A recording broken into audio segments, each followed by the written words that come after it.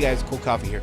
John thought he was going to get away with me not being in this episode because I'm here in Vegas and he's way down south in Sydney. Well, hey, that's fine because I'm having a good time here in Vegas with my Freshly.com meal. Always fresh, never frozen, fully cooked prepared meals that are ready to eat in 3 minutes. 100% all natural, no artificial flavors and preservatives, no refined sugars, no gluten, none of all that stuff that's terrible for you that I normally would love to eat.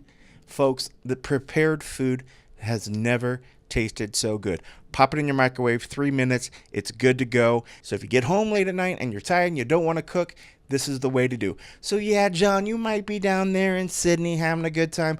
Well, hey, I'm having a heck of a time here in Vegas eating my Freshly.com meals.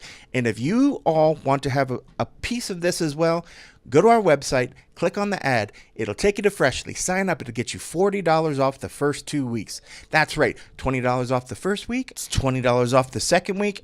And boom, it's ready in less than a commercial break, folks. Ready in less than a commercial breaks. That's why you could run to the restroom, come back, and you're not missing any of the fight action. So that's all I got to say. You're down in Sydney having a good time, John? That's fine. I'm here in Vegas, and I'll just stay here with my Freshly. You go down there and play with the koalas or kangaroos or something. All right, guys, back to the show.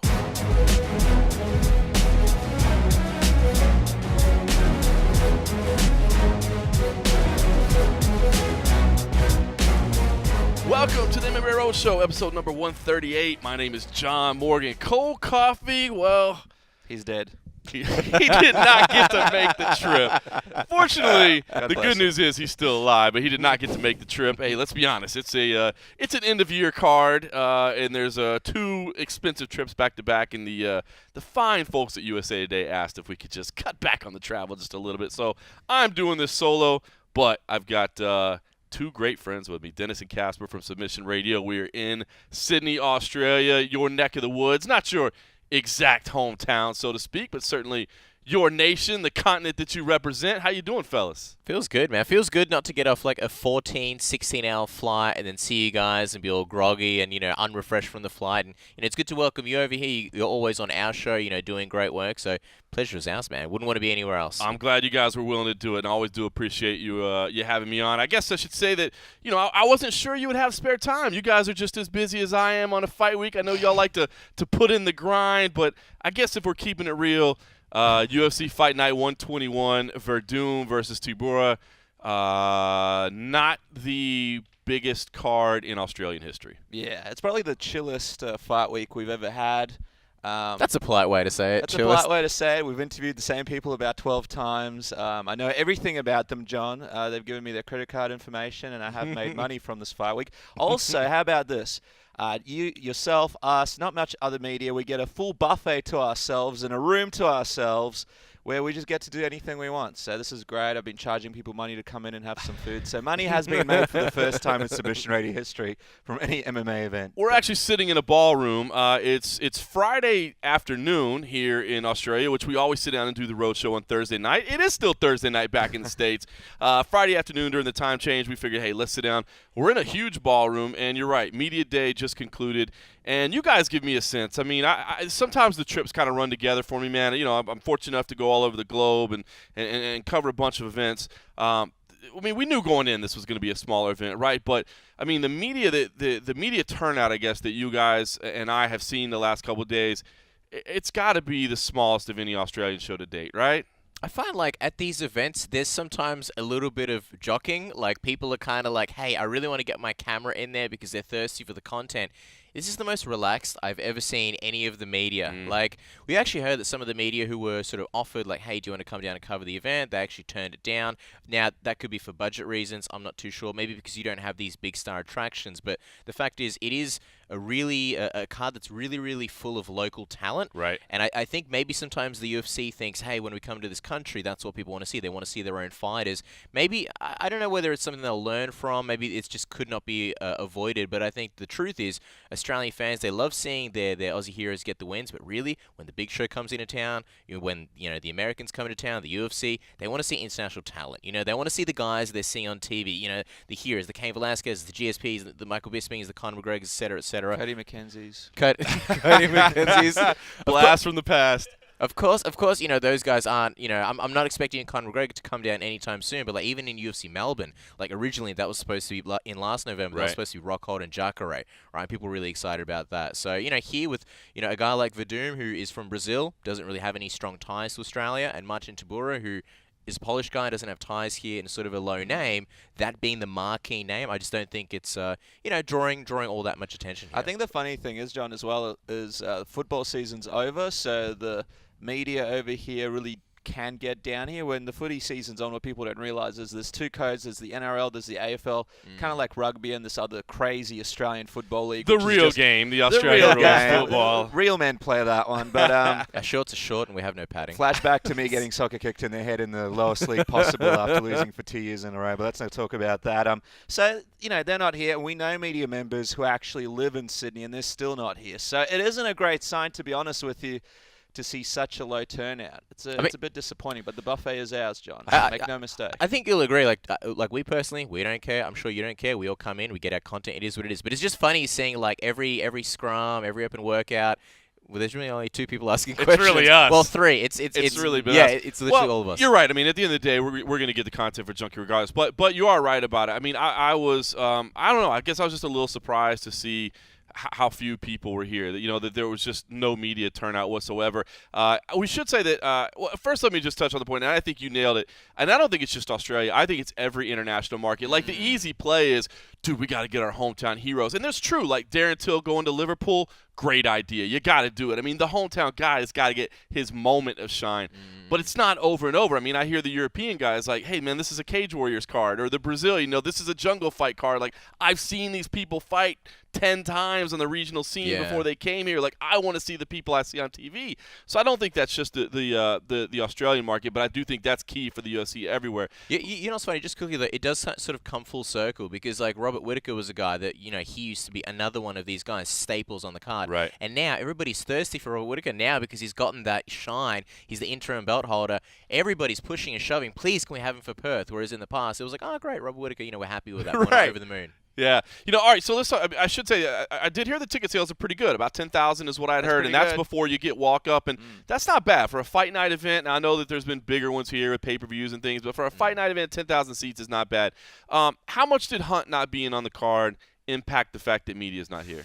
I think quite a lot because you get all the Kiwi media coming down here from New Zealand. They'll probably want to cover that. A lot of Aussies connect with Mark Hunt. There's a big story going into that. So I think it really does impact it quite a lot. I think, Mark Hunt's a pretty big name down here, and all these local media sources really know who he is. So as soon as he was pulled from the car, I don't think people know who Fabricio Verdum is. What people don't realize is there was a news. We're going to get to this a little bit later, but the whole boomerang thing. There was a news report on the biggest morning show here on Channel 7 called Sunrise, and they basically said, 2 men who came to attend the UFC event here in Sydney got an altercation in the hotel. They had no idea who Verdum was. No idea who Covington is. Yeah, and I mean that is pretty much for you. I mean, at Channel 7 would nobody know who Verdum is? I mean, it's just ridiculous. So they really don't know. That's the thing down here. It's not a mainstream sport, and people only know a few names. And Hunt is one of those names. Sure, Conor McGregor is one of those names. Robert Whittaker's sort of becoming one of those names. But even so, Mark Hunt's been around for a while, so that's why those media members do cover it. There's a bit of a relationship. So you touched on it. Give me an idea what the temperature is in Australia, because we think of Australia as a key market for the UFC, right? I mean, it is a pay-per-view market. It's one that they've invested in heavily. Perth is open. A pay-per-view is coming. So I guess from the outside looking in, we're like, things are really going good and it's heating up, but you're saying still very much fringe? I think it's because we're still missing those big marquee stars. I think Robert Whittaker could potentially be a big key to that.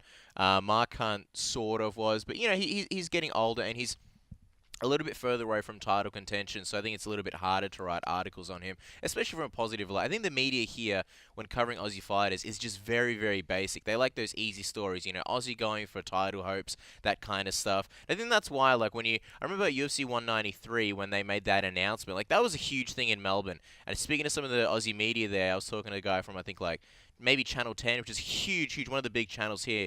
And he said basically he had the choice in the morning of either covering some kind of taxi story or going to cover, MMA being legalized in Melbourne. And he was like, I guess I'll go with the MMA thing because that sounds a little bit more. And speaking of Channel 10, that channel almost went out of business. Am I blaming the fact that he didn't cover the taxi story because of it? Yes, I am. But Might be. But I think like when media outlets are sort of told, hey, you can cover, say, a Mark Hunt story, people go, oh, I know who Mark Hunt is. Okay, maybe I'll go cover that. But when they say we can cover, say, Marcin Tybura or Fabrizio Verdum, they say that sounds like an awful lot of research. I don't think I'll be covering that. Right. So yeah. And just on that, I'm not sure how big the sport can get here. I think it's grown a lot since the beginning, but it's still a niche sport, and the main sports are always going to be the footy and the cricket and stuff like that. I think a lot of people are How big can fans. that be bigger than cricket? I know, and they get like 100,000 people down at the MCG for their tests and stuff like that. But the thing is, Conor McGregor, guys like that, GSP, I think they're quite popular here now. People know who those big names are. But when it comes to the smaller cards, people don't really know much about it. A lot of casual fans, but there's no more, I suppose, hardcore fans here. So they do like to watch a good fight, but there's a lot. That's the thing. In Australia, there's a lot of sports. A lot of sports. The soccer here has really grown after Australia got into FIFA once. And then out of nowhere, a whole soccer league appeared, the A-League. AFL is big, and that's like a two-state sport. NRL is big. You got other sports in between that. Boxing's big. Cricket's big. So there's a lot of tennis is huge. When the Australian Open comes down into town, there's a lot of stuff going on. There's a lot of stadiums. We even have a basketball league. Can you believe it? That's crazy. It's called the NBL. We get all the really, really old players from the NBA. Is that right? Barely move and taking their victory lap UFC around. Contracts to get them in there. So, I mean, there's a lot of stuff going on. When people say it's sort of like the sports capital, it's not really the sports capital of the world, but it is the sports capital of this kind of area of the world where there's the Grand Prix. There's a lot of stuff happening all the time. So it's hard for people to watch it on a sort of weekly basis and know who these guys like Covington are. And just to Casper's point with Robert Whittaker, I think it would have helped if Robert Whittaker was a guest fighter here, because a lot of these local media sources might have come out just. But he didn't want to be involved, right? He didn't want to be involved. He didn't want to be around He because didn't want to talk about it. That's a mistake. We were having a chat to his manager, actually, and his manager just said that because we wanted to do a little feature with him where we were going to go to a bar, and we're like, look, we won't talk about the GSP thing, but people don't really know who Rob is, and we just want to sit down and get to know him better, because when you turn off the cameras, the guys he's really, really interesting. But when you turn on the cameras, he goes very blank in the face. He's starting to get better, but it's still not much. I feel like as much as I've talked to the guy, I feel like I don't know shit about him. Nah. When you turn the cameras off, he'll say all this great stuff, but when you turn it on, he goes into PR mode. He's afraid of saying anything wrong, and it's really hard to get to know who he is. That's a great comparison. Johnson, it's taken Demetrius a long time to get to the point where we feel like we know who the guy is. And he's had a lot of opportunities, because Demetrius Johnson, he kind of started as a champion, or at least when he came to flyweight, he was a champion almost straight away. And so he had so many pay-per-views that was headlining main events. And this is really like, Rob Whittaker's first dig into this. I remember speaking to you spoke to his manager, Denis, after he won against Jacare. His manager was saying, Rob's kind of the flavor of the month, and everybody's after him, and I think that was the first time in his career that really happened. And you know what else? There's this thing down here called tall poppy syndrome. Have you heard about this? No. Australians don't like to talk highly of themselves. They don't like to build themselves up, because over here, if you go, oh, hey, I'm really good and I'll knock everyone out, a lot of people see that as arrogance, and they're not going to like you. It's called tall poppy syndrome. So if you hear an interview from a football player or a cricket player, oh, how do you think you'll go on this match against that? They're always like, well, we'll do our best, but they're a great team. You never hear anybody really go out of the way and say, oh, we're going to destroy them. It's a completely different culture down here. That's interesting. People really don't like it, and there's, I guess, an old school notion here, and Robert Whittaker is definitely one of those guys. Jake Matthews is one of those guys. You'll notice when you talk to a lot of these, Alex Volkanovski is one of those guys. A lot of these guys as well. Yeah, a lot of these guys, they will not go out there and deliberately talk trash because of the culture here. It's crazy. That's interesting. All right, well, we got to talk UFC Fight Night 121, but with all the things that you're saying in mind, I want to know, what are you guys thinking for Perth? I mean, this is the big Western Australia debut. I think right away everybody thinks Robert Whittaker in a main event, right? But, dude, I'm sorry. My gut tells me GSP wants no piece of Robert Whittaker. I just don't see that. And especially to be the one that has to travel across the globe to do it. I just can't see GSP coming down and doing that. So what are you guys hoping for? I mean, knowing that we have this event, so far in advance, it's already been on the calendar. It's been long awaited. What are you guys hoping for? Are you hoping that a blockbuster gets put together? Are you hoping it's Whittaker GSP? Or what's the realistic expectation? I'm really cautiously optimistic. I haven't gotten to the point where I'm really looking down the roster. I mean, February is still quite a while away. A lot of fights to happen between now and then, right? What the champions are going to be. Like UFC 217 changed, 3 champions? So we don't know what's going to happen there. But like as far as Robert Whittaker versus GSP, I think that's like a 5% chance. I know a lot of people got excited about that. And you're right, like even Robert Whittaker being on the card, because if it does happen in, say, Montreal, well, then Rob's off the card, right? And then I think the only way Robert Whittaker's on the card is if, say, GSP definitively somehow makes a decision, goes down to, say, welterweight or lightweight or takes a break or whatever, and then they say, all right, Robert Whittaker versus Luke Rockhold. That's a possibility. Let's go fight. And I think if that were the case, GSP would have to relinquish the belt. Anything else, to me at least, would be kind of ridiculous. Right. And then you have Rockhold and Robert Whittaker for the legitimate belt, a vacant belt, essentially. That'd be a great main event. And also, I think while people would love to see GSP here, they wouldn't be too bummed out about that because, I think there's a lot of legitimacy to that fight. Rockhold, obviously, top-tier guy, Whittaker beating a lot of top guys like Romero and Jacare. So, and if that doesn't happen, I don't know. I hope we don't get like a UFC 127 situation where it was John Fitch and BJ Penn. Right, just the most random fight ever. So random. And I remember we actually spoke to Joe Silva at that event, and he was really surprisingly honest. And he said, if it doesn't feel like it has a main event, it's because it doesn't. That whole event just kind of came together. We had BJ Penn, John Fitch, and then we didn't really have a main event. So we just went, all right, we'll go with that as the main event. Look at that. Joe Silva keeping it real. 110%. And now you know why he was never allowed to comment on record. And now he's gone. All right, well, let's talk about UFC Fight Night 121. We'll talk about the card itself, but, I mean, you just can't deny, right? The story coming out of this week is the clash between Colby Covington and Fabricio Verdum, and the charge. I think we got something to click. No, I just kind of want to get your guys' take. I mean, I'm a self-admitted Colby Covington homer. Sure. I happened to be at his debut in Macau. He was one of the few English speakers on the card, so I met him right away at his very first fight, and he had that swagger. He had that, that presence about him from day one. And then his next fight was in Brazil. Again, he was one of the only English speakers on the card. So, I was getting to know him very early in his UFC career, and he was always from the beginning saying, I'm going to be great. Like, trust me, man, I'm going to be this guy. He was never like, well, I'm going to see how I do, and hopefully I'll develop. He's like, no, I'm going to be a champion. And you can tell when you look in somebody's eyes, whether they're hyping themselves up or they had that confidence. He has it. So I always liked the guy. Has the interesting backstory of being John Jones's former roommate, and obviously never a big fan of John Jones, was always willing to talk trash along the way. So anyway, I like the guy. And the whole shtick in Brazil, to me, I get it, man. I don't always love the WWE antics, but I get it. You know what I mean? I get you got to have something to sell a little bit, and he's trashing Brazil and trashing Damian Maia and this and that, but then goes out and puts on a hell of a fight, and then sticks with it. And we had the post-fight interview in his hotel room. I mean, it was interesting, right? It was fun. It made the week memorable, right?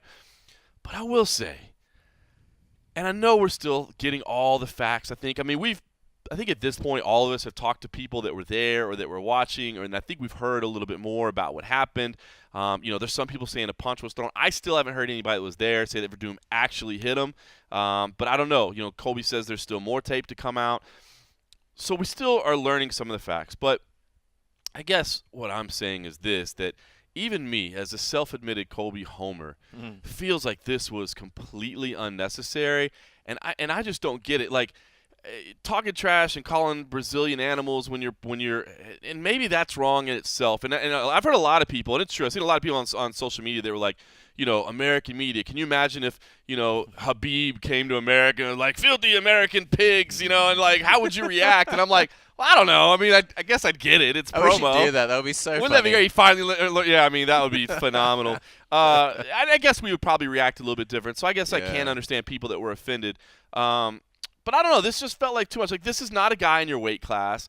It's not a guy that you're ever going to fight. It's not a guy that your teammate's going to fight. You know what I mean? Like, you're not doing anything. It just seems completely unnecessary to be talking about Fabricio Verdum. I think this is a big mistake by Covington. I mean, look, the thing was, he came out on this trip as a guest fighter to Australia. I think the UFC wanted to sort of have a look at, is this a guy that we can send out there? Is this a guy that we can trust as he's growing up the ladder? And this was a great opportunity for him. The timing was great because this whole Tyron Woodley-Nate Diaz stuff was going on. This was going to be a great platform for him to talk about how he deserves the title fight, do a Q&A, you know, get an opportunity to get all his stuff out there, maybe get out some new promos, whatever he's been working on, and really still be in the headlines, which is his big, goal. And he was just on our show last week, and that's where he said the stuff about John Jones and living with him. So everything was going really, really well for him. It was an awesome opportunity. He was finally being treated as, one of these fighters that the UFC sees a future in. And then he goes and picks a fight with Fabricio Verdum, exactly what you said, and now he's getting sent home. He's not going to be at the Q&A. He's missed out on his opportunity to be in the headlines because of this whole Tyron Woodley situation. Who knows what's going on with the Woodley situation, by the way, because we don't know. Apparently this Nate Diaz fight, it doesn't look like it's really going to come together. And if you're not with Nate Diaz and you're not with GSP and you go down the rankings and you see these guys have this feud and you're thinking, well, maybe this is the guy to choose for this fight because at least the feud's going to sell tickets. I agree. And this is a young guy that we can get behind. And then all this stuff happens and then he puts out that.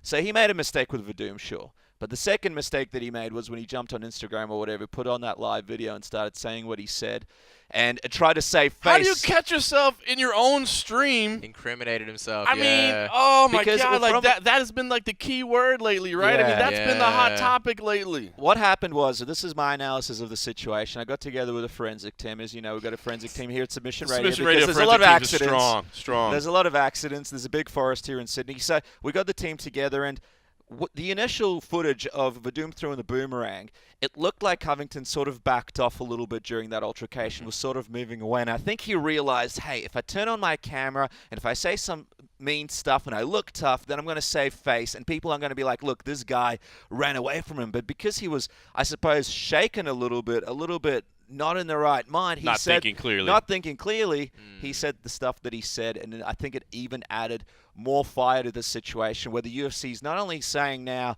all right, this is a guy that could be a huge liability if he becomes champion because who knows what he's going to do. This isn't a guy that we can send out here and get media to cover him. Not only that, but then he says some derogatory stuff and adds to that fire and gets sent home, which is very embarrassing, I think, for him. All the way from Australia. He flies all the way here. We all know how long it takes. Flies all the way back. Nothing accomplished.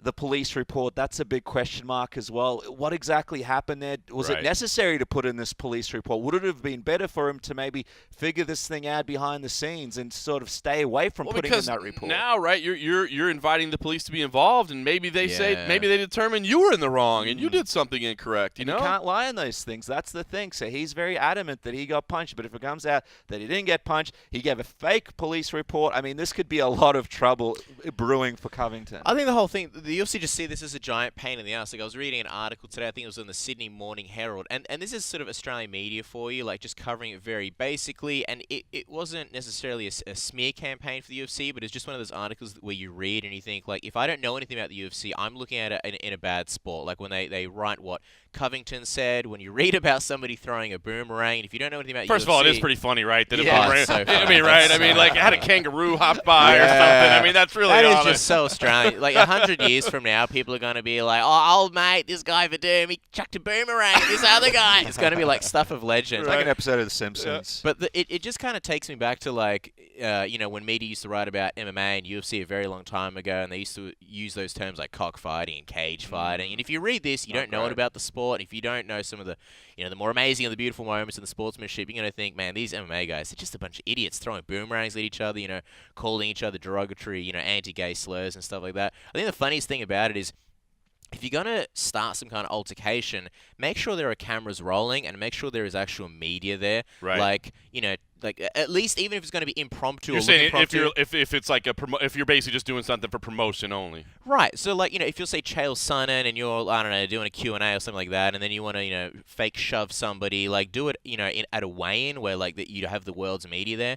But with Covington, like he was in a hotel lobby or just outside of a hotel and like nobody was really there. So like if he had shouted something at Verdum and let's say nobody, caught that on camera, like what would he be accomplishing basically? And now that's what I don't get. I don't understand what the goal was. Like, what is the goal of calling him a Brazilian animal out there? Like you said, there's no And it's like when you see his initial video and he's backing up, you kind of think, oh, this doesn't really look good. Like he's yelling at Verdun, but he's backing away. And then you see the other video, and it looks even worse because he looks like he's completely backing down. So in a sense, it's almost like Covington played himself. And then, like Denis mentioned, the police report. I think if anything, the UFC just sees this as a huge pain in the ass, bad media, bad press, and I don't know. I think it's a learning lesson. Like you can be like Conor McGregor, go down to Brazil and do a Q&A and rile the crowd up. Right. And sure, they may want to kill you, but nothing actually happens. Or you can go here, and get into an actual legal altercation and just make things hard. Well, for the thing everybody. is, he was in the pro wrestling with Impact Wrestling. I think he wants to be a heel, but he just went overboard, and he doesn't. That's a good point. understand. They're doing that pro wrestling thing right now. You think it's kind of bleeding in a little too much? 100%. And I think he thinks this is great. I'm being a good heel, but the key to being a good heel, and this is coming from somebody who knows a little bit about pro wrestling here, the Eric Bischoffs here of the room. The key to being a good heel is you can't just go out there and just say, hey, you're this and you're that and you're that. You have to have constraint, and it has to make sense. He's just went overboard, went up to Verdun. There was no reasoning behind it. He just thought, I'm just going to be a heel. We all know that he really doesn't hate Brazil. He's just trying to build up his name. He's just trying to do this thing. But at the same time, you have to be smart about it. Chael Sonnen and Conor McGregor, they're smart about how they throw their trash talk out. It all has purpose and it has meaning, and they're trying to get somewhere. And then I think he thinks, I'm just going to attack everybody. Anybody that's in my way, I'm going to attack. And there's consequences to that because you're crossing over from being a heel to being an asshole, to people thinking, not liking you. Because if you're a heel, sure, you're playing a bad guy, but people think, oh, that's kind of cool. I kind of want to listen to that. Right. But when you cross over that line and you really start insulting people and you're just attacking everybody, you just kind of come off like one of those drunk jerks at the bar that goes over the board and thinks they're being funny. No one likes that guy. Oh, come on, man. You don't got to make this personal. No. All right, no, listen. All right, so you brought up the name Conor McGregor, and, we normally tape on Thursday night, so the road show was in the books last week, so I have not had a chance to really talk about the Conor McGregor situation. I wanted to do a half episode after Virginia last week because that was a phenomenal card, but I was also about to be gone from my family for 2 weeks, and I decided I better spend time with them. But I want to talk to you guys about the Conor McGregor situation as well in Dublin because I feel like, first of all, having these incidents just a few days apart, they really kind of echo each other a lot. I mean, and I think it's a little bit frustrating because I think, even though you mentioned Conor McGregor as being one of the guys that's on point, that's been measured, that's done a fantastic job, I feel like in recent weeks, I was in Poland. I saw him at the Artem Lobov fight, walking around the cage, and I kind of gave him a pass. I said, listen, I mean, he's wrong. I mean, that arena was on lockdown because of the concerns, and for him to be wandering everywhere, it was a bad look, But Mark Goddard handled it correctly, and then there was all the backstage stuff. But in Dublin, man, I just can't make an excuse for this guy. And I have loved chronicling the rise of Conor McGregor. It's been a phenomenal rise. I mean, for a guy to go in 4 years from being on welfare to collecting a $100 million check against Floyd Mayweather where you're like, that's never going to happen, and he basically wills it into existence. It's been incredible, but I tell you what, this thing in Dublin, jumping the fence and shoving Goddard, okay, bad enough. Then the one that really got to me was the slapping the Bellator official. Yeah. Like, dude, that to me, that's even worse than shoving Goddard. Like, you can say you have history with Goddard. You can say Goddard made a poor decision as a referee, which I don't think he did. You can say that. You're still wrong because you weren't licensed and you had no business being in there whatsoever. But okay, but slapping the official that's just asking you to get off the cage because that's his job to ensure the integrity of the cage, no excuses right there whatsoever. And then even the apology afterwards, man, I'm sorry, like, God, like I said, it's been an honor following Conor McGregor's career. He's a fantastic athlete, but that apology rang so hollow for me. And I thought to say that to invoke, the death of a fighter, to say that was going through your mind. Like, I'm sorry, when you ran in and jumped on Charlie Ward and pulled guard on him to celebrate, I didn't see concern in your eyes that something bad was. When the entire melee now went to the injured fighter and almost knocked. That did not, show concern to me that you were worried about the state of this young man. So I don't know, man. I just kind of wanted to get your guys' take on that first of all, and just see if, man, these two incidents kind of happened a few days apart.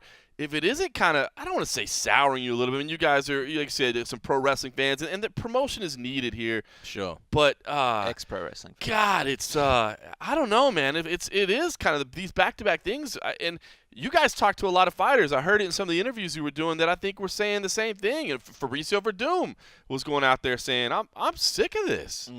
It's interesting. Yeah, look, I think there's a lot of fighters who are sick of trash talk and things like that. And I think a lot of them, you can take it with a grain of salt because, well, I understand that whole thing. Some of them don't really understand promotion and stuff. But to me, this whole thing just smelt and reeked of Conor McGregor just being drunk with power. And I don't Or just say drunk. that. Yeah, well, exactly. Drunk with power and literally drunk. I think sort of he's at this point where he's kind of believing his own hype. I think it's one thing to go into Brazil and say, and I mean, in a lot of ways, the hype is justified. But it's one thing to say, look, I own Brazil, I run Brazil, I own boxing, I run boxing. But he's sort of getting to the point where he does think he's, almost above the law in a sense. Not the literal law, but Bigger than the sport. The MMA law, yeah. Yeah. It's kind of, well, yeah, like I like it's one. His whole, I guess, apology rests on the fact that he felt the fight should have been stopped, and he thought that Mark Goddard didn't stop it. And he, in a way, it was almost like he was trying to paint himself as the hero, like he was trying to stand up for something, the good of the sport in a way, right? But then when you're on the cage and a Bellator official's trying to get you off, and you slap him in the face, it just reeks of I can do whatever I want at any time, and not you or anyone's gonna stop me. It's like the Stone Cold of Stone Cold Steve Austin. It's X-Fan. I had to. It was there. Wrestling fan. It always goes back to pro wrestling. And you could see he slapped that Bellator official and then immediately started celebrating with Charlie Wood. It just honestly seemed to me like a guy having a really good time without any concern for anyone else or anything. And you got to feel bad for John Redmond in the situation. Mark Goddard, phenomenally spoken guy, had a great Facebook post and statement. He made a lot of good points about how John Redmond was, out of it. He was in a bad way, and he needed medical attention, and Goddard couldn't do his job and tend to him. And I see a lot of fans saying things like, Goddard shouldn't be the security. And I love the way that Goddard puts it, kind of making himself sound like, I'm the law in there. This is my cage, and I will control it. And I think a lot of people take that incorrectly and think, he's so egotistical. Look at this prick. But he's only speaking in a matter-of-fact way. Like, it is someone's job to keep things safe, right? Like, I think we would all agree, fans of any fan would agree, you don't want someone random, like a fan, running into the cage and spoiling the action, right? Okay, well, who's going to stop that? In this case, it is Mark Goddard. Yep. And I think he did his job phenomenally, and I think this is kind of hopefully a wake-up call for Conor McGregor. And I think it kind of reminds me of John Jones and these guys who ascend the top levels of the sport or any profession. And I think, we as human beings, we always want to test our limits and push ourselves. And I think that, when stuff comes so easy, not to say that Conor McGregor, didn't work hard. He worked extremely hard. But I think it's kind of like, he wanted to be the champion, he became the champion. He wanted to be a dual champion, he wanted the Mayweather fight, he wanted money. And it's kind of like he has everything in his life. Like, he could just reach out and grab whatever he wants. And I think he wants to see, like, what can't I have? Right. Is there anything in this world that I can't have? Like a toddler testing the limits of, Kind of. Like, if I do, can I jump in the cage? Can I do what I want? Can I do a dance? Can anybody stop me? Can I slap an official? So I'm hoping that this is kind of the end of his, not downward spiral. But I hope this is a wake-up call. I hope this doesn't end up like John Jones, where, he keeps seemingly learning lesson after lesson after lesson, and then the same thing keeps happening again and again and again. I agree. But I think also the big difference is he's got over $100 million, right? And he is bigger than the sport. And who's going to rein him in? Me and Kacper did an Australian tour with John Kavanagh last year. We went to 2 locations. And tickets on sale now. But it sounds better when we say it that way. And one of the things that I kind of learned as we were doing these multiple shows, the John sold out venues, of course, and people didn't know who we were. It was more than one, so that is multiple Security shows. was like, who are you? There's a DVD coming. There's a DVD and Blu-ray features as well. But I mean, if you look at Conor McGregor's history, this guy has had problems with authority throughout his whole life. If you look through John Kavanagh's book, he's done a whole bunch of stuff when he was on the lower circuit, such as going to hotels, getting bunch of drinks, running a bar tat up that he couldn't even pay, running out, a whole bunch of stuff. He owed him money. He was supposed to give him, didn't give him the money. All sorts of stuff. Yeah, he detailed all that stuff. Yeah, in the book. and the person that was the Win authority and Learn, on shelves now. Yeah, it's a good book, and Not better than Masvidal's meditation book, probably, but that's okay. And that's an interview that you guys need to check out at MMA Junkie or Submission Radio. But the thing is, maybe Submission Radio. And I was going to say, the thing is, the authority figure there was John Kavanagh, right? Because Conor McGregor didn't have $100 million. He wasn't the biggest figure in the sport. Now he is the biggest figure in the sport. Conor McGregor believes he's the biggest figure in the sport and he can do whatever he wants. Who's going to be the person that reins him in, right? Because if you're the UFC, you need Conor McGregor. Is Dana White going to say, oh, hey, mate, you're not going to get a fight ever again in the UFC? I think Conor McGregor would be like, all right, sweet, I'm just going to go over to boxing. Is boxing going to say, we're never going to give you a fight? I don't think so. Nope. They'll do anything. So he doesn't have an authority figure. There's no one that can control him. What are we going to do? You know, we can dislike it, but at the end of the day, he gets the clicks, he gets the things moving, he makes the money. He's going to be able to do whatever he wants. That's not if okay, he runs, right? I know. That's But not if he okay. runs into here and he starts slapping us around, he'll be fighting tomorrow. You know what I mean? If he had a boomerang, he could probably throw it. It would come back and destroy us all. He'd be, you know. The thing is, this guys like John Jones, they make good money, but they don't make the kind of money that Conor McGregor's made. This guy has the ability to be completely individual, to do whatever he wants. He's got the money to do it. He doesn't need us. Well, I'll tell you what, I'm disappointed with the UFC in this situation. Okay, this situation with Colby Covington happened. They had a statement out in 2 hours. Now, listen, it's a corporate PR statement through and through. It says nothing. It literally just says, we are aware of this incident. We will be investigating. We'll get back to you. You know, it's like, fine. At least, you know, you're admitting, acknowledging, right? We still haven't heard a word from the UFC. Like, we hear that he was pulled off UFC 219, and I'd heard. I think it's a lie. I think it's a lie. I'd heard it was possible, but I think it's a lie, too. Come on. But here's the thing. We didn't even hear it from the UFC. We heard it from Mike Mazzulli in the commission, Man, right? That's like an excuse you give your girlfriend when you can't go on a date with her. You know, I'm sick, and you go out with your friends. Like, it's just a way to get him off their backs. They probably thought, oh, we'll just say he was supposed to be on UFC. Well, I think, you know, the commission, because they have the power to, you know, hand down a suspension to Conor McGregor potentially. And, you know, if anything, they want to prove a point. They want to hit him somewhere where it hurts.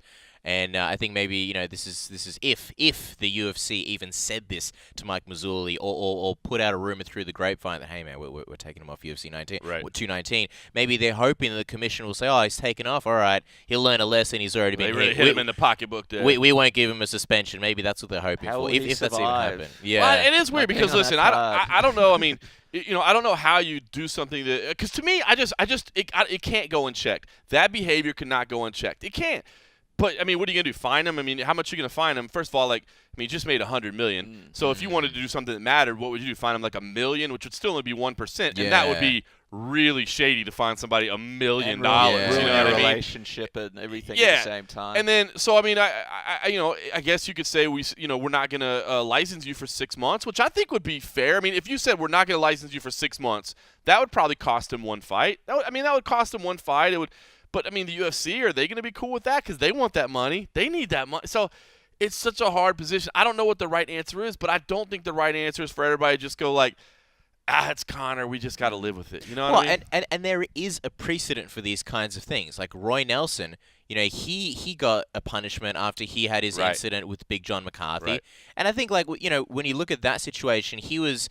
It was somewhat playful, like, you know, Big John. He was never trying to hurt Big John McCarthy. No, he wasn't. Yeah, you know, he was never trying to do damage. It was wrong though. You don't kick an official, but it wasn't like a full-on soccer kick or something. And I think when you watch the video, I think that one of the most annoying things about it with Conor McGregor is a lot of it just looked like show. Like when he ran up to Mark Goddard.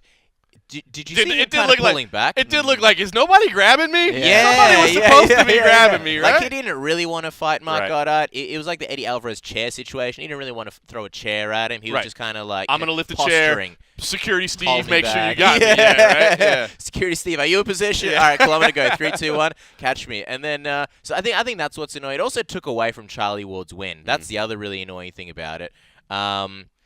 I had a point. But you got to look at athletes. Dennis, take over. I lost my train of thought. I'll let you collect your thoughts for a second. But let's have a look at athletes as popular as Conor McGregor in history, most of them have had a downfall. I mean, when you Right. get up to the top, you become the biggest star in the world. That's not normal. Right. That's not good mentally. Like, we're not supposed to be on the cover, even though you're a big star over here. Oh the blue yeah, shirt. massive. No one knows who Do we you know, are. do you know how but- many fans come up to you at open workouts that we see? They're like, guys, we're like, here we go. And they're Guys, like, can you guys, hold can you this get John camera? Morgan, please? Yeah. It literally happened yesterday. Can you hold- Never you been hold so this crushed in camera? my life. Guys, can I you think hold they my said- water while I get a photo And they of were John like, we Morgan?" know who you are, like right in front of us to John. Yeah, and they're like, just don't give up your day job, kids. But Oh. you know, if you're on the cover of everything, you've got that much money. Most of the guys have downfalls. Right. You know, well, Mike you said it. Like, it's not Tyson, natural to yeah, not have yeah. any power and to And not have any yeah. limitations. Everybody, like the biggest sporting stars in the world, have had some major mental problems, and we may be seeing Conor McGregor just not being able to handle being the biggest star in the world, and it's just really difficult to tell what's going to happen from here because. Historically, movie-wise, the movie would say he had his rise, he had the fight, he lost the fight. Now this is where the decline's going to come in. He'll lose all his money. He'll, I don't know, do questionable decisions, become friends with Dennis Rodman, all that kind of stuff. So, We and need that's that not saving even much. grace. That's still a lot better than my life, so I can't complain. But the thing is, that could happen. I don't know where this is going to take him. I think his relationship with Dana White is very strong, and I think It is. maybe Dana White's the one that does it. I don't think John Kavanagh even has the ability to do anything like that. I think a lot of these guys in his team realize they're along for the ride. There's a lot of money to be made, and then, from what I understand, they can't really tell him what to do. So it's got to be a Dana White, an authority figure in his life. Maybe his wife. I don't know, man. It's really difficult. He's had the kid as well. Like. I did too. It's been so fun to follow his ride, and I don't want to It start could- resenting the guy. Yeah, but I it don't could start be. resenting This the guy. could be the downfall. This could be where it all starts falling apart. Maybe he does lose his next few fights. Maybe you don't know. And it's not the same, but I was there for the Jason High incident as well. So I was cage side for the Roy Nelson. Yeah. I was cage side for the Jason High. And the Jason High incident, I mean, literally the dude, he did push the official. He did. There's no question about it.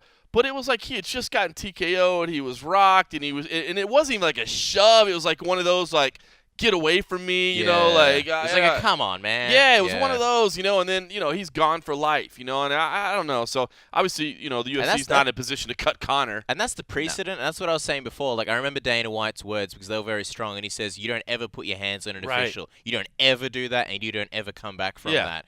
And like you mentioned, he's still not back with the company. So in a sense, now the pressure's on Dana and the UFC. All right, well, if you never put your hands on an official, Yeah. well, that's exactly what Conor McGregor did. He And put he his slapped hands the on guy the in back face. and slapped an That's- official. That's that. I'm not one of those whingy but that's technically assault. I'm It not, is. I'm not saying throw him in jail. I'm You not could file saying- charges. But you could Yes. technically. And if you're that Bellator employee, why would you not file charges? He ain't your Right. golden goose. Yeah. You know what I'm saying? He's not your company's Maybe you number got one one. of them suits, free suit. I'd Yeah. file charges all day. So, all right. Well, listen, enough about Conor McGregor. Let's talk about UFC Fight Night 121. Fabricio Verdum versus Marcin Tybura. Talk to me a little bit, guys, because I was saying this last night. We do our media picks for MMA Junkie, and listen. I mean, Fabricio Verdum. There's no question. He's one of the best heavyweights of all time, Sure. right? I mean, you could put his resume up against anybody's. You could call him the best heavyweight grappler of all time, one of the best heavyweights of all time. I mean, he has done it all. But he is 40, right? I mean, at some point, things have got to catch up with you. And I did want, Tybura is a little bit tougher than I think most people give him credit for. I think he's going to make this competitive fight. He's got a great attitude, a great mindset. Definitely does not seem caught up by the moment. Training at Jackson's, which is a nice thing. Excuse me. And add in the fact of all the distraction of the Colby Covington stuff. Add in the fact that, here's this little tiny card in Sydney that nobody's paying attention to. I don't know, in some ways it kind of feels like one of those little trap moments to me, where the guy that should win should have won, but maybe didn't necessarily take things as seriously as he should have, and he gets slipped up on a little bit. At the end of the day, I still pick Fabricio Verdum. I mean, those are all just theories. Those are all just considerations. But how are you guys feeling about this main event? Well, this is a bit of a Gossip Girl situation, but after the open workouts, we did see Fabricio Verdum get some burgers from where we were having burgers before. Oh. So that's right after the Shout open out to Bill workouts. Burgers. What does that Yeah. mean? What does that mean? So how means seriously? he's got good taste in burgers, That's I right. guess. That's right. Case closed. I had a bit of a situation myself. I had to run to the bathroom from the supermarket because of those burgers. Oh. But I went too wild, man. I was Poutine burger, yeah, man. I was Amazing. This could be like a Diego Sanchez situation. Fabrizio's at the post-fight press conference. Like, what like, happened? dude. Why'd you lose, dude? It was poutine beef burger, beef man. tartars, the Yeah. BL burgers. Yeah. But I mean, it could be a situation where he's not taking Tybura seriously. It is a quick turnaround. I think, he understands that he can take him down and submit him. So if that's the situation there, then I think, there could be an upset that happens on the weekend. But it's just hard to go past him. He still looks like he's in decent shape, and it's still hard not to imagine him winning this fight. Yeah. I think, John, you brought up some really, really good X factors as far as what could potentially happen. I think that's great insight. I think the thing about X factors though is like they're sort of hit and miss. Like they may happen or they may not, and we really won't know until we see the and fight. And they don't sell many albums. Yeah. Yeah. And if you look sort of historically, you look at the guys that Martin Tabor has lost to. I mean, he lost to Timothy Johnson. That was about a year ago. And hey, fighters improve. Yep. But Timothy Johnson is nowhere near the level of Fabrizio Verdum. And in recent history, actually not even recent history, for the last 7 years or so, Fabrizio Verdum really only loses to the best guys. Right. I mean, he's beaten some of the best dudes in the sport. Cain Velasquez, obviously Fedor Emelianenko years ago. Cain Velasquez. Even Alistair Overeem, who is in a very, very good part of his career. He had Alistair Overeem in some trouble at the end of that fight. I mean, you see even the striking, the difference of the open workouts and throughout their careers. Fabrizio Verdum looking very sharp, very loose. Martin Tabor is still sort of in that. I guess he's finding his striking, that developmental stage. You can see sometimes he's a little bit off balance. He just isn't as smooth or flowy as some of these other guys. He doesn't have that veteran experience. And I think with Fabrizio Verdum, just technically he's better everywhere. He's better on the ground. He's better in terms of experience. And I think fighting so soon, he's in.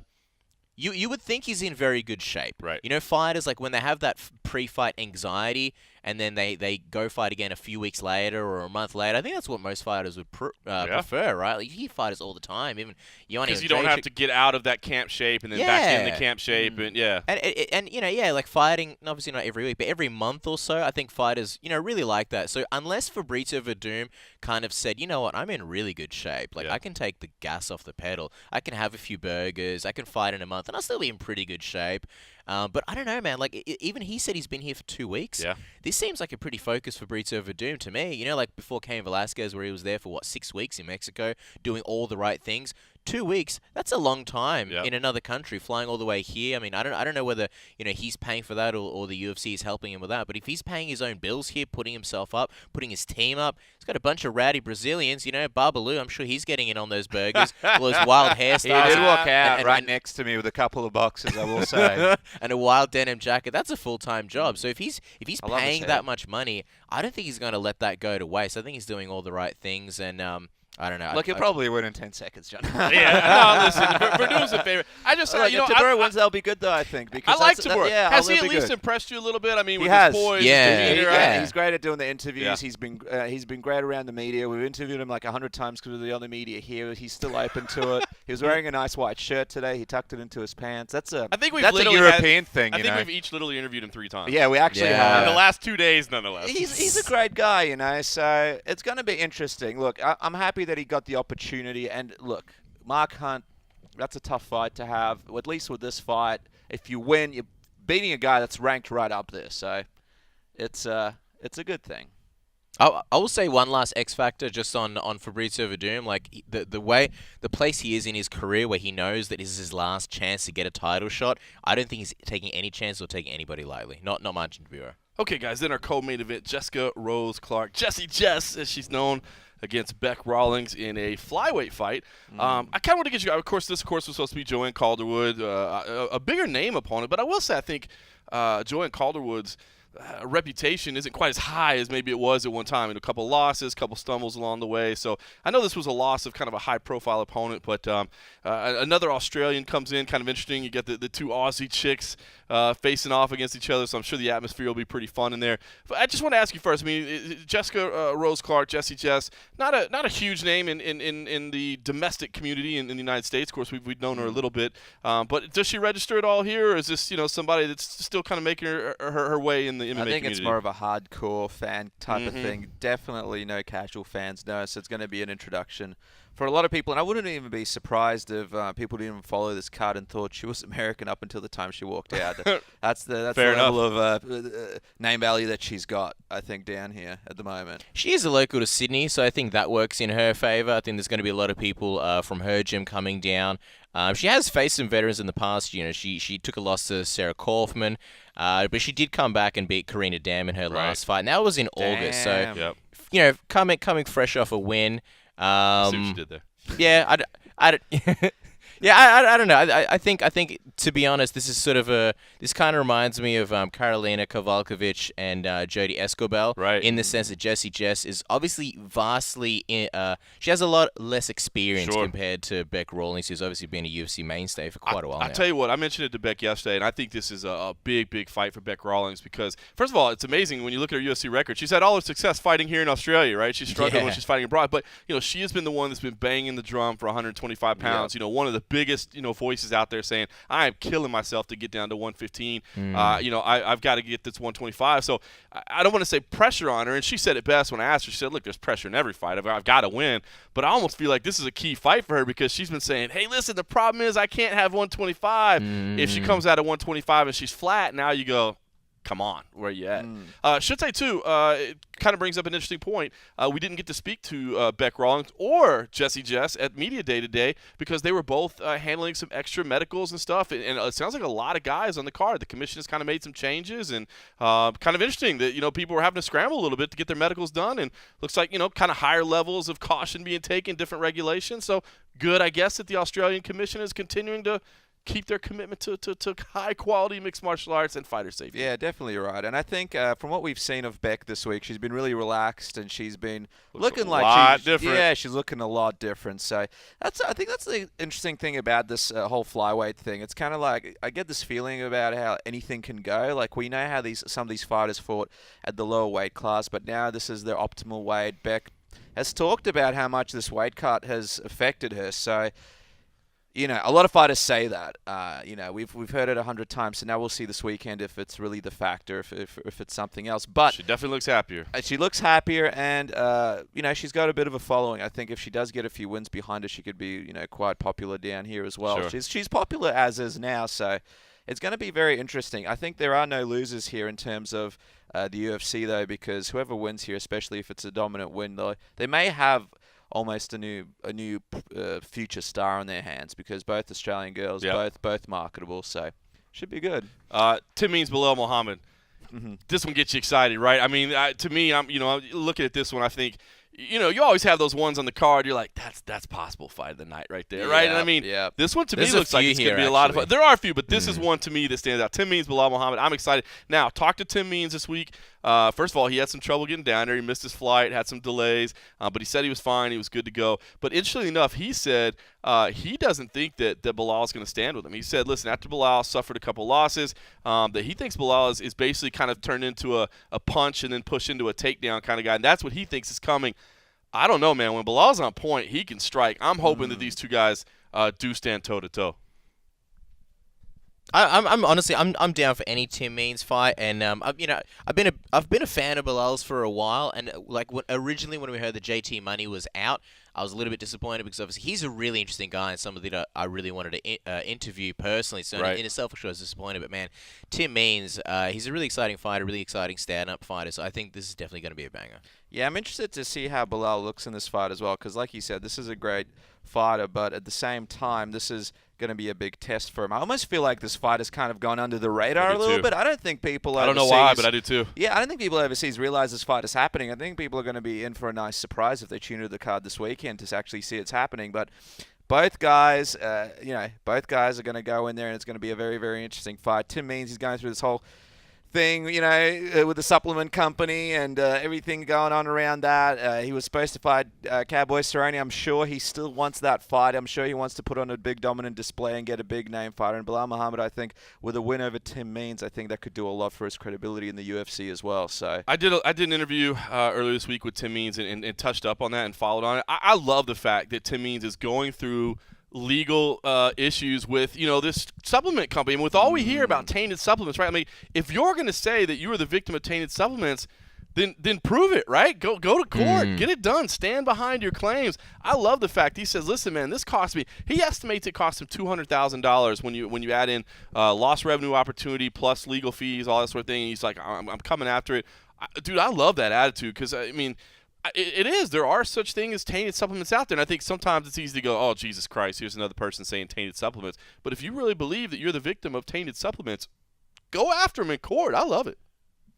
Yeah, I really like it. I think it's a great thing that he's doing it, and that's the most frustrating thing with these supplement companies. I mean, you just don't know what you're taking. So I think with guys like him making a stand, doing this kind of stuff, it really makes a case for these supplement companies to be more careful of what they do. I think more fighters need to come together on that point, because I mean, it is a huge impact there. You know, we know JT Money has suffered a suspension as well. There was a USADA issue there, and he spoke about how he was confused as to thinking that it's going to cost him money to try and appeal it, so he just decided to leave it alone. But I mean, that is the fact, though. Like, a lot of these fighters don't have the money. If you do get caught in one of these USADA situations, people you don't can appeal, realize, but you have to pay for the appeal. And people don't realize it costs money to go through this process. You got to get lawyers, you got to appeal stuff. You might want to get stuff tested. It's not cheap. So if you're a guy that's on the fringe of the UFC or on a basic contract, sometimes it's just easier to take a blow to your name and just, you know, take to cop it on the chin and take a break for those months. But that's not fair, especially if it's due to a dodgy supplement. I hope that Tim actually gets something out of it, and he doesn't just burn a lot of money trying to pursue this company and damage the company, and instead kind of damages himself. Because, like,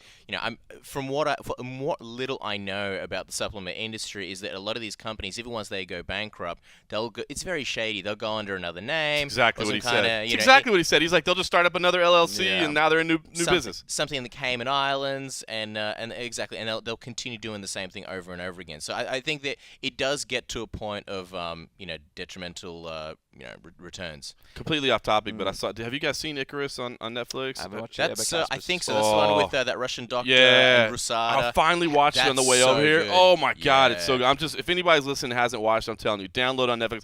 I'm old, so I just now realized you can download movies to your phone. I thought you had to. I thought you had to stream them. That movie was like it was good. It starts off with like that guy, and he's like, well, you know, he's doing like those. It's not a Tour de France, like right? It's an amateur level, but it's like the highest level of amateur. It's like climbing the Pyrenees, even though you're not getting any money for it. The way he describes it, it's like a week of torture, basically, and he can't crack the top 14 or top 13 because those guys are just on another level. So he wants to try a doping program, and he wants to find a way that he can cheat. And document it. And you think, okay, for the next year or so, he's going to see how he turns out, and you think, oh, maybe he'll come first or second or something like that. And then it just goes full Jason Bourne. Yeah, man. And then the guy from Rusada, oh my God. It's amazing. I'm telling you. Russian politics. It's worth watching. I was also going to say, on Tim Means, he's spoken about how he kind of wants to move up to the middleweight division when he gets a little bit older because these cuts are killing him. So I wonder what the future holds for him. And with Bilal Muhammad, Covington's actually in his sights. In a previous interview, he said that he's kind of looking at this fight with Colby Covington. He's hoping he could get it. He also knows that Usman doesn't really like his opponent. He's hoping if someone gets injured, he gets in there. So I think if he does beat Tim Means this weekend, I think we may see Bilal actually being a little bit louder than usual and maybe name a few names. So that should be interesting. I like it. All right, Jake Matthews versus Bojan Velikovic. Bojan, I like Velikovic, man. I think he's a tough guy. He's had some mixed results, but he did take Till the distance recently, and now we've seen what a monster Darren Till is. Jake Matthews, a guy that, of course, you guys are familiar with. He's moving up to 170 pounds. A young kid who has just faced such top competition from the time he got into the UFC. And, you know, I asked him today, is there ever a time when you look back and you're like, bro, you guys rushed the hell out of me, man. You know, if y'all would have just let me cruise a little bit and develop. And he's like, nah, man, this is what I'm here to do. But I feel like this is a big fight for Jake Matthews. He's got back-to-back losses.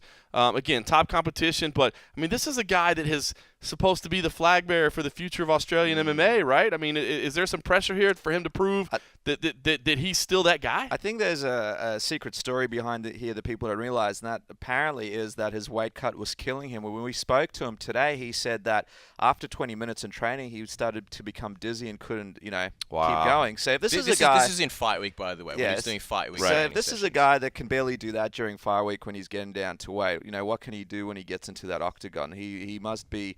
his weapons must be not as sharp at all if that's the situation. So I'm interested to see what happens there. This is a guy that has been through the ringer when it comes to being in sports for a long time. He played AFL down in Victoria. He was apparently a very, very good player and almost had the option of going pro. And his body has been through quite a bit. He had to get his hips fixed up because if he didn't get the surgery, he was delaying the surgery. Wow. And if he wasn't going to get the surgery, the doctors predicted around 30 he may have to get hip replacement. So this is a guy, and then also this is a guy that was studying and also teaching at his gym at the same time while being an MMA fighter. So we had a chat to him, and I asked him, hey, man, have you cut back? So he's deferred uni. Apparently, actually deferred to uni 2 years ago for 6 months, but he still hasn't been back. And he enjoys teaching at his gym. But he's on that Sage Northcutt plan, right? Like, I'm going to get that degree. Okay, maybe not. That's right. But I think this is a guy that's had a lot come his way at a very young age. And I think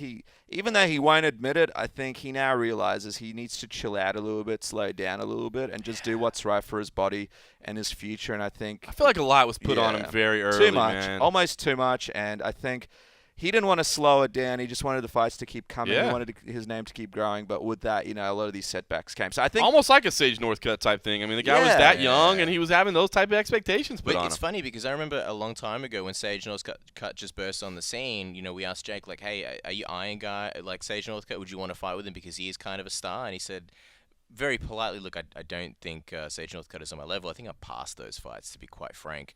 And it wasn't that long ago that he was sort of throwing his hat in there to potentially face a Sage Northcutt. Yeah. So he seems to be, and even the fact that, lightweight to welterweight. Yeah. Actually, then again, Sage Northcutt's place is at lightweight. But still, I think he's had a bit of a career rejuvenation. I think the time off for him to sort of reassess everything in his life, because I think if he did all of this in a few month turnaround, went to a new division, I think maybe it would have happened too quickly. But I think he's had time to really think everything through. And you always hear about how fighters, they don't really improve when they're just going back to training camps. They're just sharpening their skills and staying fit. But he's I think the kid looks like he's got talent. I've honestly from the very beginning he looks so great bigger. this week. Oh and a lot more personality. I think the Yep. personality starting to come out. He was a bit robotic at the start, very PR friendly, but I think now we're starting to kind of get a feel for who he is as a person. He's actually a really interesting kid. He loves his motocross. He has a lot of interesting hobbies. So I hope we get an opportunity to learn more about those aspects from him. And when us as media, when all of us talk to him, I hope it's not as straightforward and he lets us in a little bit more. Yeah, definitely. All right, Daniel Kelly. Let's talk about an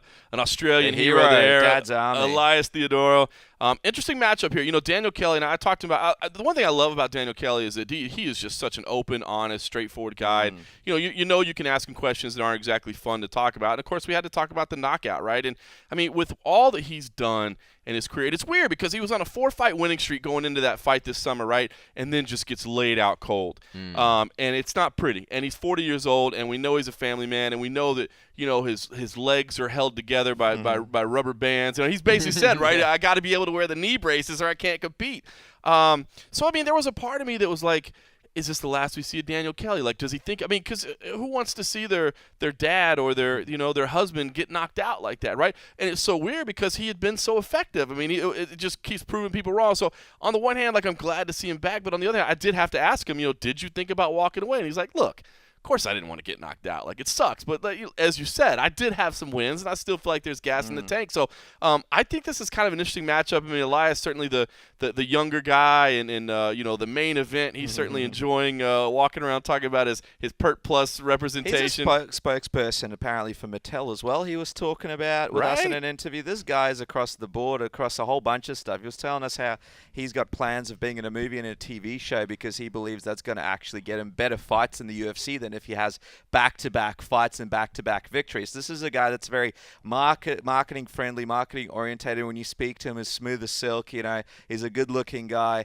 And he walked out of the media room today. The last quote. He didn't even do interviews today. He was just there to do the face-offs. I don't know who he was talking to, but he walked out, and the last thing he said was, "Fighting doesn't pay until it pays." And he's like, write that down. And point out. I was like, that's interesting. Yeah, he's a really savvy guy, and I mean, he contacted us because he wanted to sit down and do an interview. I think he contacts most outlets to do that. He's just very smart. A husler. He's a hustler. He knows what he's doing. But the funny thing, I didn't.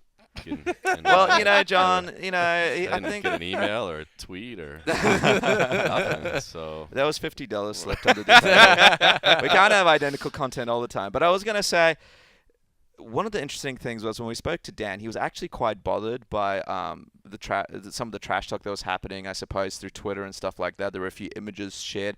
I didn't think it was anything too serious. I thought it was a little bit of fun. It was like No Country for Old Judo and a couple of faces photoshopped on there. There was like Rock'em Sock'em. That Elias had created? Yeah. Okay. That he created, put up on Twitter. Dan got a little angry about it, huh? Well, he was quite upset about it. And also there was a Rock'em Sock'em Robots thing. And he brought up a thing like his kids go to school and people have Twitter and how, people notice that and his kids have to deal with it. And he was quite upset about it and how he's sort of two-faced and they were friends in the house. And, he's talking shit and do wow, that. I don't really so there's feel a little like flavor here. Yeah, I don't really feel like he's really going out of his way to talk shit. I think he's just kind of trying to be funny, trying to get people entertained, keep them entertained. I know he spoke to us when he ran into Dan. Dan gave him a cold look.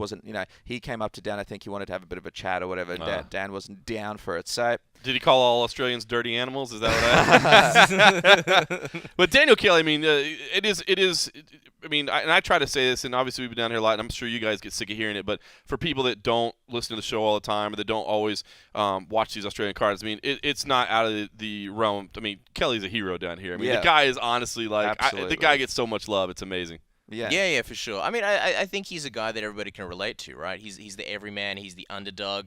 He doesn't have a physique like, say, an Alistair Overeem or Francis Ngannou, but he goes in there and he gets it done, and he gets it done through hard work and determination. So for me, the biggest X factor is, does Dan get emotional in this fight? Because we pointed out in the interview, we said, look, you seem bothered, more bothered than ever before. Is this your first rival? Is this the first grudge match?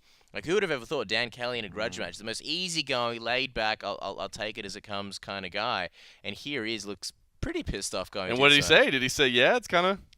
I kind of deflected a little. Yeah, a little bit. He didn't want to commit to that, but like we sort of pushed a few questions, and I don't know. You could see you can watch the interview. You can see there is a moment where he kind of doesn't really hold back, and he gets a little bit pissed off, and he calls Elias fake. He's like, mate, I don't. He's like, I didn't appreciate it. Don't be a dick. He's like, don't come to my face and be fake, and then want to shake hands. I'm not down for that. From Dan Kelly, that's strong words. Considering that Dan Kelly's not a Conor McGregor when it comes to trash talking, like that's strong There's words. a lot of gravity behind that. But that's the thing with Dan Kelly as well. When he doesn't like something, he'll tell. And I think a lot of people have him this whole kind of like fatherly, like this is just the positive kind of like old guy going into something. But this is a guy, if he doesn't like it, he'll point it out. He's going to his dark place. He has some interesting theories about what MMA is all about and stuff like that. I mean, we could talk about a whole bunch of his theories. Also, this is a guy that owns a gym, so he's quite a busy guy in that regard. And also, he does have some issues behind the scenes with his kid and stuff like that. And he did mention to us that they're not going on a trip because there's stuff going on there as well. Because they're like, this is a guy that's super mentally strong, that's been in multiple Olympics. We know his body sort of isn't where it used to be, but mentally that's what gets him through. So he has a difficult, not the easiest life, and I think that's what makes him so tough in that octagon, because mentally he's ready to go. And I think that's probably why the Aussies love him so much down here. So in terms of what's going to happen, I mean, look, Theodorou is a very, very talented guy. He's a good wrestler and he's a grinder. But the same with Dan Kelly, his biggest problems are these guys that come forward and try and knock him out in the first round. When it comes to grinding, when it comes to grappling, he's pretty good at that. So if his body can hold up, I'm still thinking there's a chance Dan Kelly walks away with a victory here in Sydney. I actually ended up picking him. It's kind of like, with Chris Camozzi, like theoretically, I thought Chris Camozzi was a stylistical, I wouldn't say nightmare for Dan Kelly, but he had a lot of good tools to beat him. He had a really good jab, Chris Camozzi. He had some sharp knees, on paper, a better striker than Dan, but Dan just kind of lulled him into this brawl, made him fight his way, and, beat him up really badly.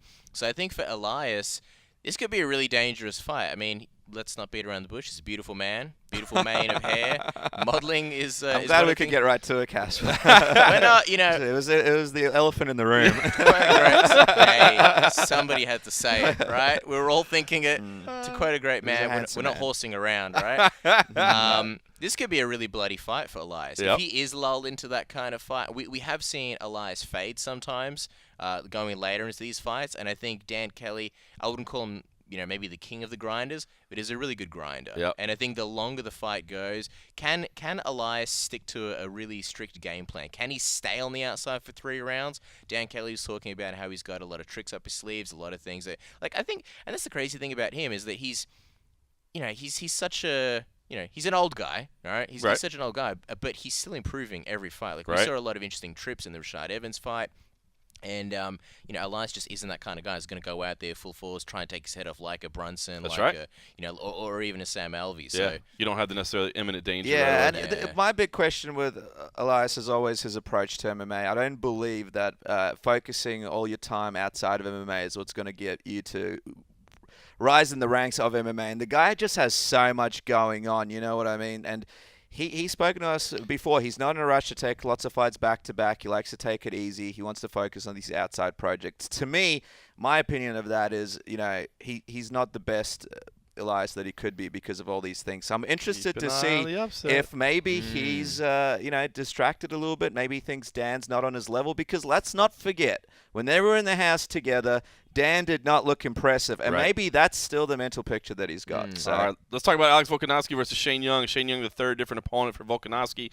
Listen, I've been impressed by Volkanovski and what I've seen so far. Not only his fighting game, but of course his personal style with his bow tie and his dress.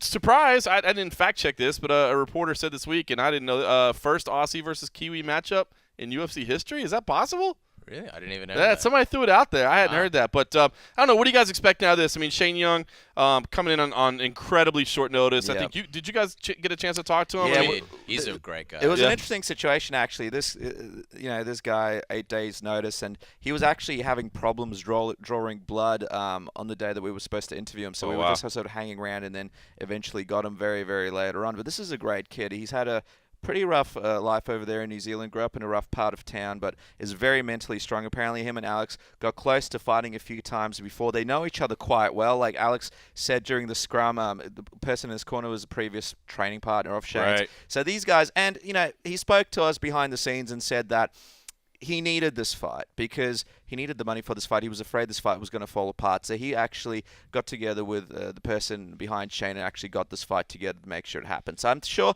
there's a big part of him that's really appreciative about Shane coming in and doing this. This is a good opportunity for Shane to be signed to the UFC. But Volkanovski is an absolute killer. He's a destroyer, and he had some back problems. He says those back problems are fixed now. In his last fight, he was sick, and he still looked really, really good. I actually think this is a guy that is one of the biggest secrets in the division. I think if he does beat Shane here, he deserves a well-known opponent, and he deserves said Jeremy to be pushed. Stevens. He said Andre Feely maybe, and he said also, no offense to the market here, he said he would like to, he's like Perth, a pay-per-view would be really nice. He's like, but I do feel like maybe I need to get to the States, fight in front of some other crowds so they can see me, because I think you're right.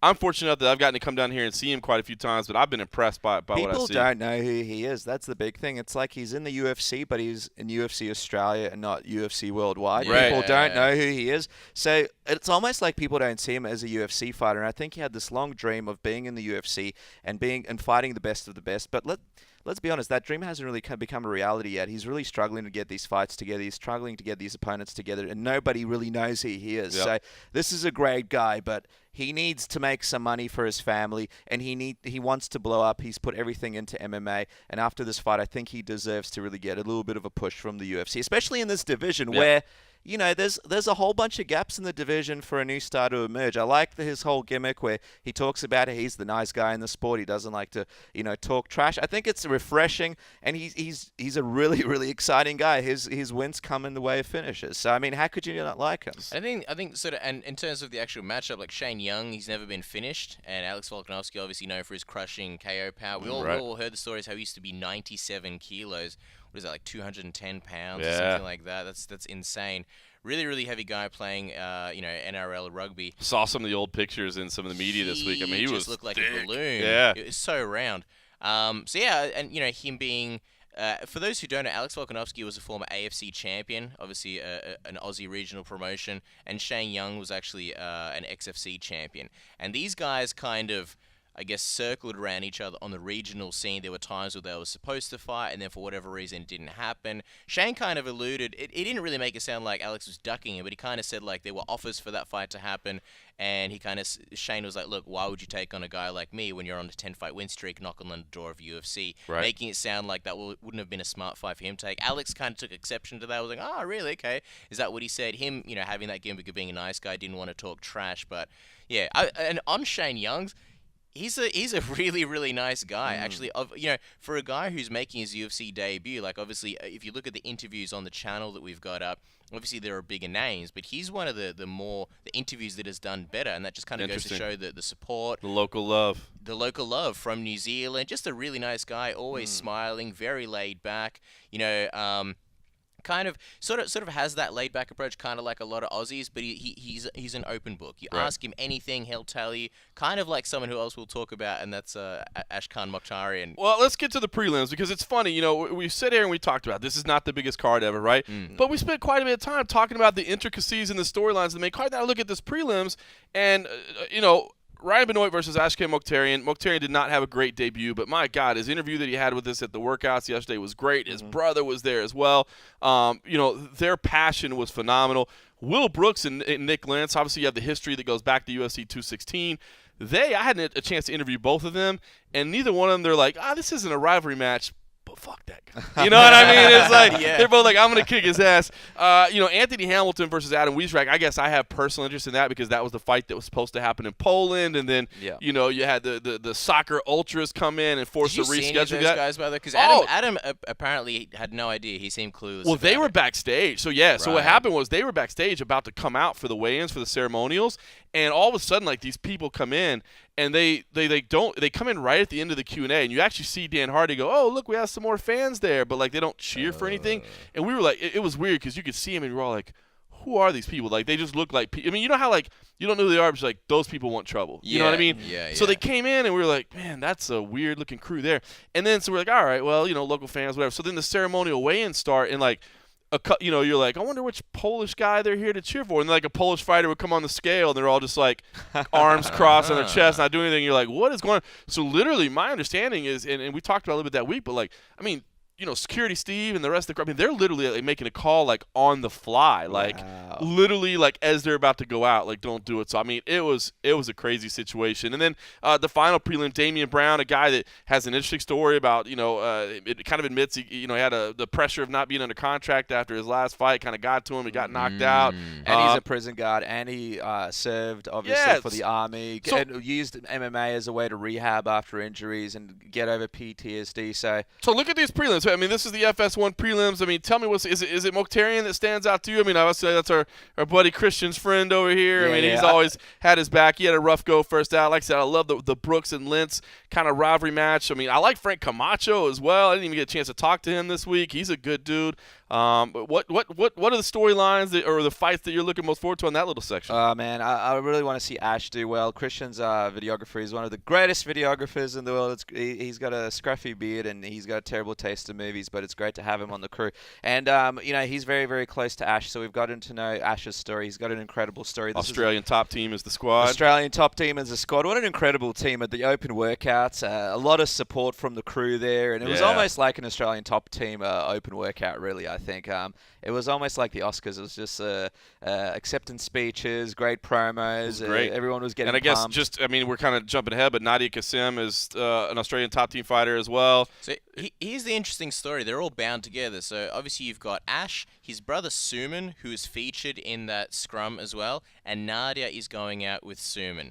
So it's all kind of like one big ATT family. And I guess there's Suman, if you guys didn't watch the scrum, he was saying, I guess he's been cutting weight all week, getting ready to go. Just getting ready the whole time. He's just saying, I'm here. He was thinking about potentially fighting on this card, potentially fighting in Shanghai. He fights at, I believe, bantamweight. So I find it, a lot of these stories don't necessarily do anything for me. They don't move the needle with me. But I don't know. I'm really drawn to Ash and Suman and the relationship that they have because they kind of remind me of the Australian Diaz brothers. Something about it, like they're both so passionate. Ash is, I guess you could not say, a bad comparison. It's not a bad comparison at all. Right? I wanted to ask them that during the scrum, but I was like, you know what? It's a little bit early. If they don't have success this weekend, it might be a stupid question. It's like, Nick Diaz and Nate Diaz, they're at the top of the sport. Who are these guys? But not in terms of fighting, but just in terms of that personality. The way that you can see how much Ash looks up to Suman as not just a brother, but like a role model, someone who guides him and just sort of helps him in aspect. And I think it's sort of a symbiotic relationship where Suman sort of, I don't know if he would say that he looks up to Ash, but he sort of gets a lot out of that, brotherly relationship, and they've got their own backs. I mean, this was Ash's scrum. This is his weekend.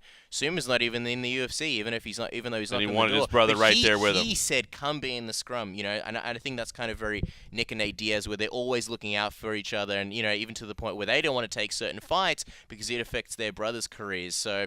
Yeah, I don't know. It's interesting. You got to. I mean, even though he's not fighting the card, it's a crazy situation for Ash's brother because he's got his girlfriend and his brother fighting on That's the same card. That's got to be intense. It's intense. Well, to me, like I made the comparison to Faraz Sahabi in New York at 217. His brother gets knocked out in the first fight. He's still got to go corner the main event with George St. Pierre. I mean, just such a range of emotions. And you're right, man. The tensions that he's going to have dealing with that. And I'm interested with Will Brooks. Obviously, we all interviewed him, and one of the things that he said was he might have not been really applying himself in training like he could Yeah. have. You know, that he's really focused and now he's found his passion again. And this is a guy that for a long time in his Bellator run was, you know, considered one of the best. I think, funnily enough, you know, he may begin this run on a card in Australia where a lot of people may not tune in, but this could be the beginning of that run. I'm really excited about that. He looks very, very confident. He reckons he switched some stuff around. He thinks we're going to see a new Will Brooks. It's going to be a mixture of the old Will Brooks with some new fancy things added. So, and I mean, Nick Lentz, how could you not love that guy? So I think that is going to be a very, very interesting I'm excited fight. for that And one. after that fight, there'll be some interesting things to be said as well. I agree. I had a chance to interview both of them, and if you want to kind of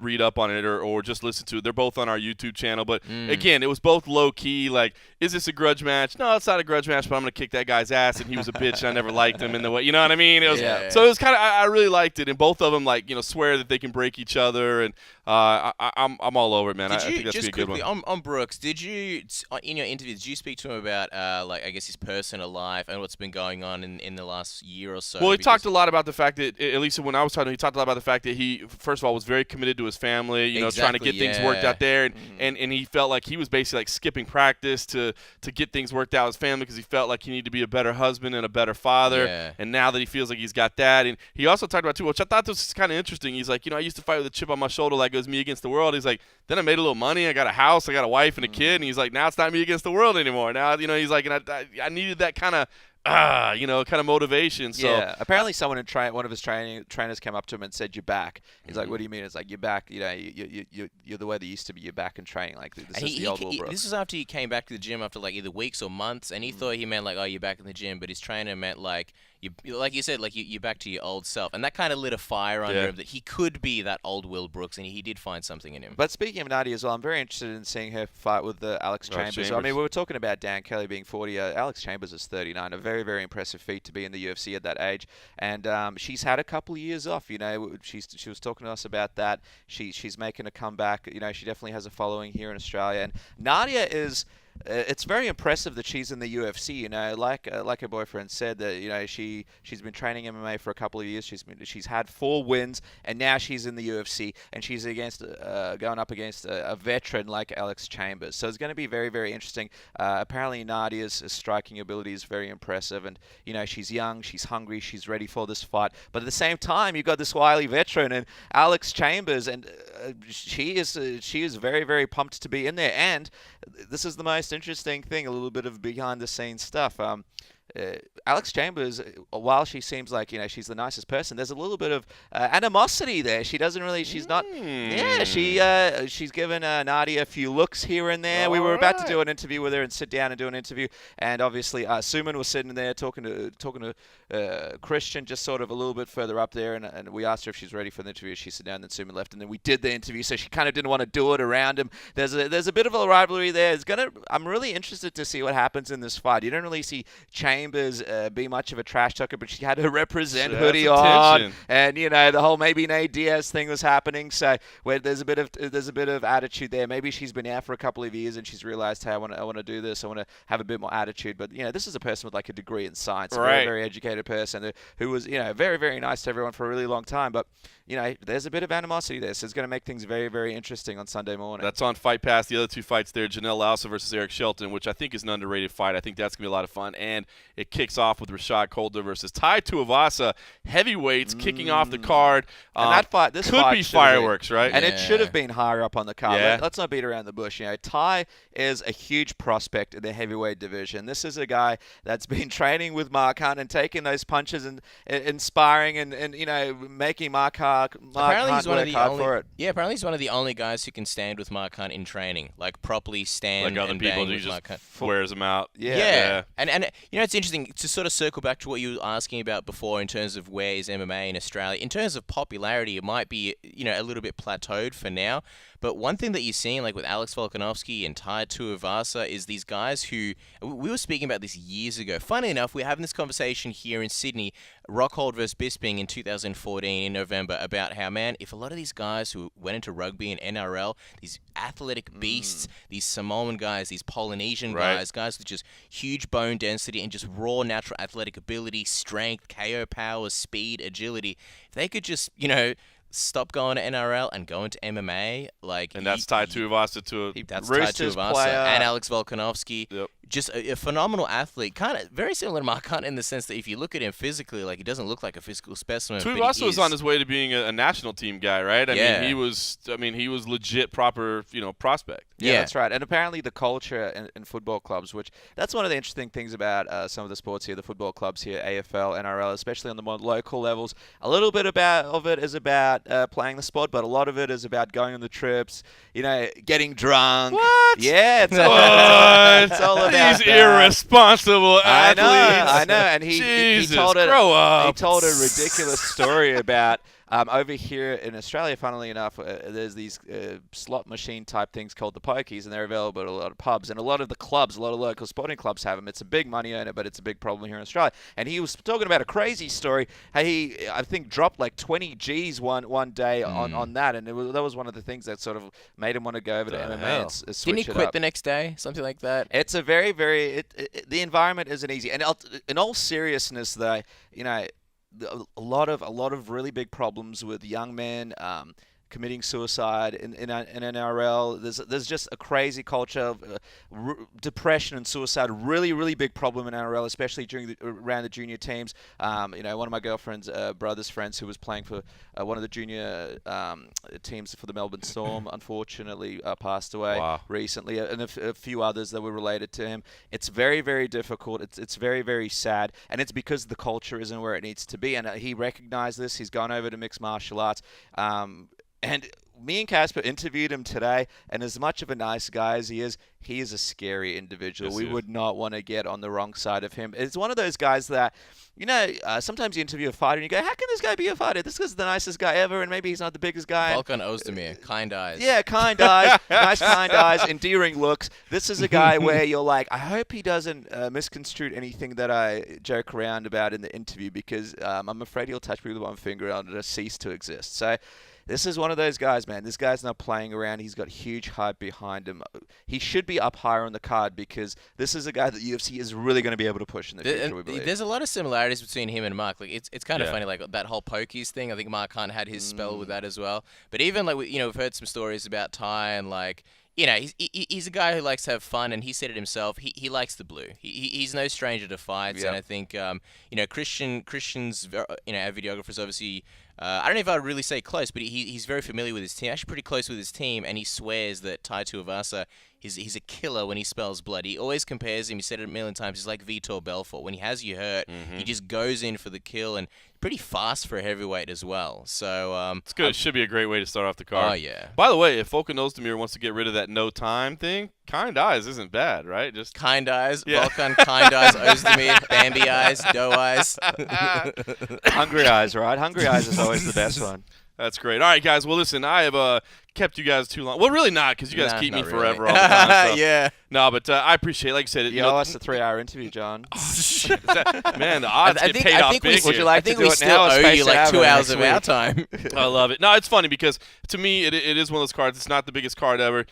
There's a reason there's not a ton of media here, but when you really break it down, it's fun to me when you can go through that. Hopefully, we've at least given some people some things to think about while they're watching. Now, what we need to all do is go load up on some frosty beverages. Okay. We got a light day tomorrow. One weigh-in. I love it. Not two weigh-ins. None of that official and ceremonial where it just becomes the longest day ever. And then the morning fights. It's irresponsible of the UFC to give us so much time to have these frosty beverages. What were they thinking? Silly for them. Silly for them. There's going to be another boomerang headline in the news. So we've got to be careful. Does anyone actually know it at John? Oh, I'm going after somebody. All right. Well, guys, I appreciate the time. And to everybody else, thanks for listening.